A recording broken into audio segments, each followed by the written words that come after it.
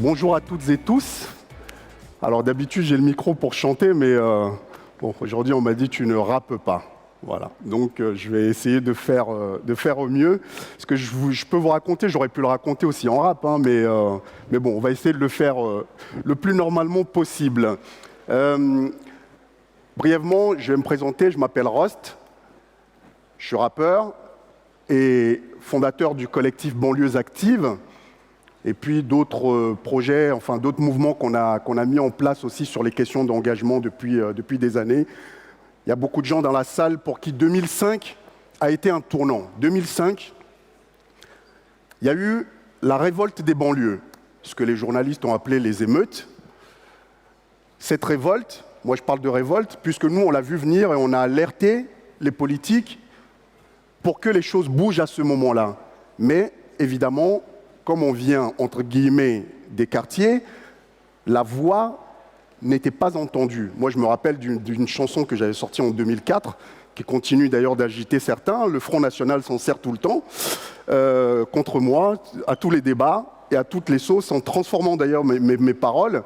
Alors que dans ce morceau, la seule chose que je disais aux politiques, c'est attention, les jeunes dans les quartiers sont de plus en plus sous tension. Si ça ne change pas maintenant, ça va péter. L'album est sorti novembre 2004, quelques mois après, on a vu ce qui s'est passé. Ce titre a été censuré, a été retiré de toutes les programmations, mais quelques mois après, on a vu ce qui s'est passé. Et c'est là où certains journalistes se sont réveillés en disant « Tiens, il y avait Rost qui parlait de ce qui se passe là ». Et j'ai été invité sur des débats, notamment un débat qui avait fait beaucoup de bruit à l'époque, avec Jean-François Copé sur la 5 chez Paul Amar, et ensuite, dans la foulée, avec Éric Zemmour chez Ruquier. Et là, d'ailleurs, il découvrait qu'il y avait, tiens,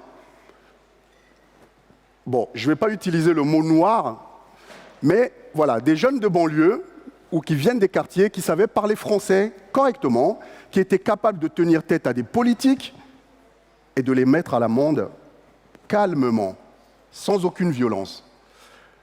Et à partir de là, les choses sont parties. J'ai été invité un peu partout où on s'est beaucoup battu sur ce terrain médiatique que je trouvais tellement pauvre en représentativité et au niveau des sujets qui étaient traités avec souvent des gens qui étaient complètement déconnectés des réalités.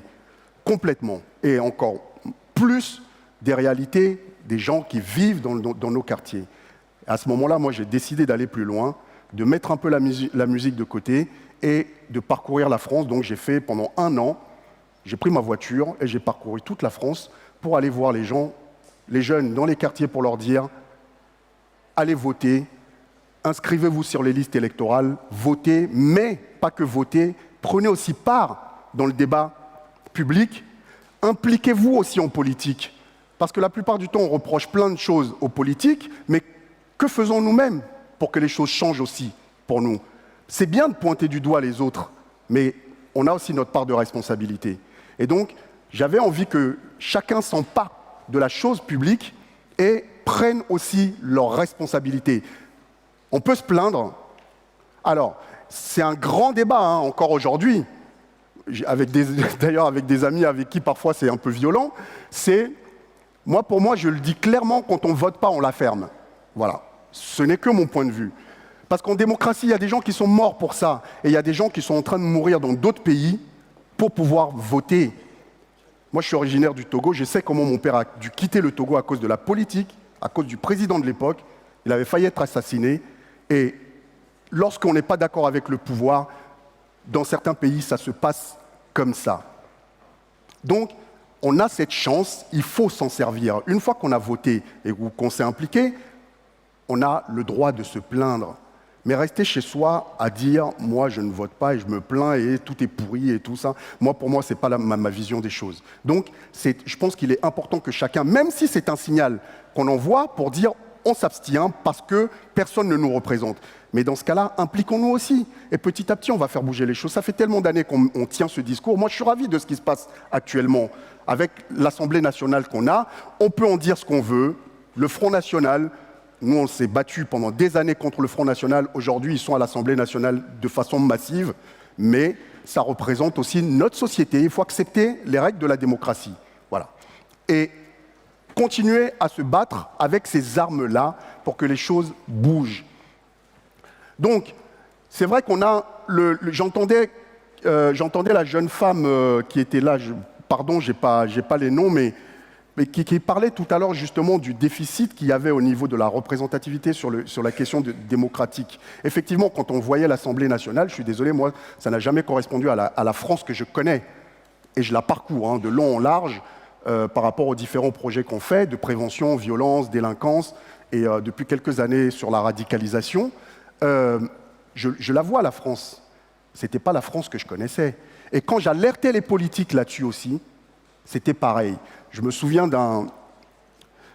d'une réunion qu'il y avait eu entre le Parti socialiste et les syndicats à un moment donné, avant la présidentielle. C'était quand Macron a été élu la première fois. Et j'avais pris la parole et je leur ai dit des choses, parce que, alors, je suis connu pour ma grande gueule. Bon, c'est comme ça. Je ne peux pas faire semblant, donc je dis les choses comme je le pense. Et je leur avais dit, attention, le PS va couler. Vous allez continuer de couler parce que vous n'avez pas su vous renouveler. Vous n'avez pas su ouvrir les portes à ceux qui sont le socle de votre électorat. Ceux dont vous vous servez pour aller coller les affiches, mais que vous ne mettez jamais dans les responsabilités. Vous allez petit à petit perdre ce socle parce que nous, notre génération, elle s'en fout d'aller à gauche, à droite, au centre. À partir du moment où ils se sentent considérés, ils y vont. Donc, faites le boulot, faites le boulot, faites le boulot. On m'a dit, oh, mais non, mais t'inquiète pas, de toute façon, tout ça, c'est une vision des choses. Bon, ok, aujourd'hui, on voit le résultat. Parce qu'on est sur le terrain, on est en contact avec les gens. La dame parlait tout à l'heure du terrain. Le terrain, c'est fondamental. Et lorsque vous êtes sur le terrain, vous n'avez jamais la même vision que les gens qui n'y sont jamais. Parce que vous êtes au contact du réel, du concret. Et ça, c'est fondamental. Et la politique, elle passe aussi par ça.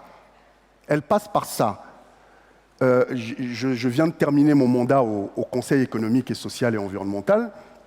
Et je peux vous dire que la plupart du temps, la voix que moi je portais au Conseil économique et social, on était peut-être 2 au Conseil à la porter, cette voix, à avoir cette vision de la France, ce regard sur le terrain, même si c'est une chambre qui est censée être la chambre de la société civile organisée, même si elle est censée représenter la France en tant que telle, il y a quand même des sujets sur lesquels la plupart des gens, même là-bas, ne sont pas confrontés. Donc, moi, je n'ai pas envie qu'on continue de me plaindre. Moi, je ne me suis jamais plaint, ça ne m'intéresse pas. Je dis, à tout problème, il y a une solution. Il y a tel problème, qu'est-ce qu'on fait? Combien de fois on a tapé à des portes et on nous les a fermées dans la figure? J'ai dit, c'est pas grave, je vais construire ma propre porte, comme ça, j'aurai les clés pour pouvoir ouvrir mes portes. Et il faut et c'est ce qu'on essaye de transmettre aux plus jeunes, cette énergie de construire par eux-mêmes et ne rien attendre de personne. On dit, il y a des gens qui vous sortent aussi, oui, mais vous vous plaignez en France, mais allez voir ailleurs. Mais moi, je ne vis pas ailleurs. Je vis en France. Oui, il y a pire ailleurs. Mais on vit ici, et comment on fait pour améliorer ce qui ne va pas ici? Bien sûr que c'est une chance fondamentale d'habiter en France, et ça, on est tous, je crois qu'on est tous unanimes là-dessus, mais il y a des choses à améliorer, et on vit ici, donc il faut qu'on les améliore aussi ici. Bon, évidemment, Nora le sait très bien, quand on intervient dans les médias, elle parlait de Pascal Praud, avec qui moi j'ai été pendant 12 ans, sur iTélé et puis ensuite sur CNews. On avait une émission de foot à l'époque pendant 10 ans, et après pendant 2 ans, son émission actuelle que j'ai quittée avec perte et fracas parce que ça ne correspond pas à mes valeurs. Ça ne correspond pas à la France que j'ai envie de défendre. Et quand le débat est tronqué de cette manière-là, ça fait énormément de mal, parce qu'en plus, ce sont des chaînes d'infos, et la manière dont ils traitent l'information n'est pas forcément productive. Donc, je pense qu'il est important que nous-mêmes, on aille aussi sur le terrain, mais aussi sur le plan médiatique et le plan politique. Combien de fois j'ai été rencontrer les politiques? Bon, j'en ai conseillé quelques-uns à des périodes, mais il y a cette espèce de plafond de verre et d'entrisme, que ça soit politiquement ou que ça soit médiatiquement. Je me suis amusé il y a quelques jours d'ailleurs à prendre des photos, il y a 2-3 semaines de ça, de différentes émissions qu'il y avait sur les chaînes. eh ben, je peux vous dire que la représentativité et la diversité, je ne la voyais pas du tout. Et à contrario, là où on s'est beaucoup battu avec d'autres personnes sur pour les pubs, quand j'allume ma télé aujourd'hui, c'est vrai que dans toutes les pubs, pratiquement toutes les pubs, vous avez cette diversité et cette représentativité. Donc, ils ont un petit coup d'avance quand même sur les choses. En 2007, il y avait eu énormément de mouvements, donc il y a pas mal de gens qui ont bougé pour que les choses changent un peu là-dessus.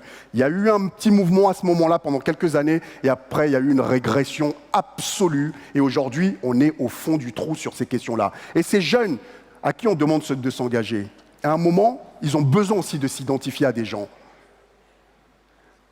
Et quand ils voient que personne ne leur ressemble, personne ne porte leur cause, et je ne parle pas uniquement de la couleur, je parle aussi de la question de l'endroit où on évolue, des problèmes auxquels on est confronté tous les jours. Moi, ma France, je le dis tous les jours, hein, elle est bleue, blanc, rouge, tout ce que vous voulez, elle est noire, elle est jaune, j'ai grandi à Belleville, et Belleville, pour moi, c'est le carrefour du monde. Et à l'époque, on se foutait de savoir si tu étais blanc, jaune, musulman, chrétien. Aujourd'hui, on qualifie les gens par leur religion.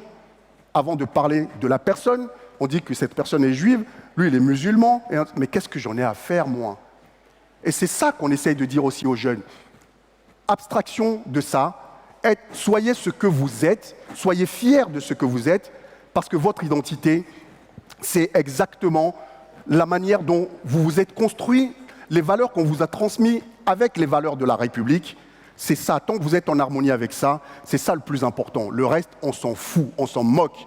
Et effectivement, sur les réseaux sociaux où on se prend, évidemment, moi, je me fais traiter de tous les noms, hein, parce que, bon, voilà, pour ceux qui connaissent un peu mes prises de parole médiatiques, moi, j'ai toujours essayé d'être en harmonie avec les valeurs qui m'ont toujours guidé, avec lesquelles j'ai été éduqué, et effectivement, les rendre chez toi, sale nègre, dans ton cocotier ou ton bananier, tout ça, j'en reçois tout le temps. Et le Front National, évidemment, je suis leur cible, donc j'ai l'habitude de ça.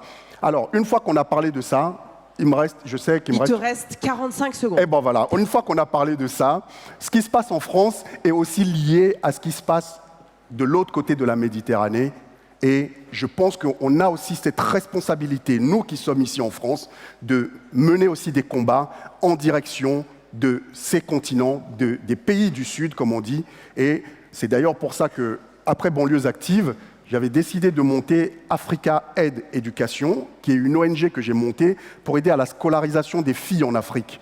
Parce que l'Afrique, je suis convaincu, ne s'élèvera que par ces femmes. Et depuis la Renaissance, on le sait, toutes les sociétés qui ont misé sur les femmes sont celles qui ont évolué les plus vite. Donc il y a un vrai travail à faire aussi là-dessus. Donc on fait le travail sur le terrain ici, prévention, violence, délinquance et radicalisation, mais aussi la question de l'éducation des femmes en Afrique, et c'est ce qu'on essaye de faire à notre petit niveau.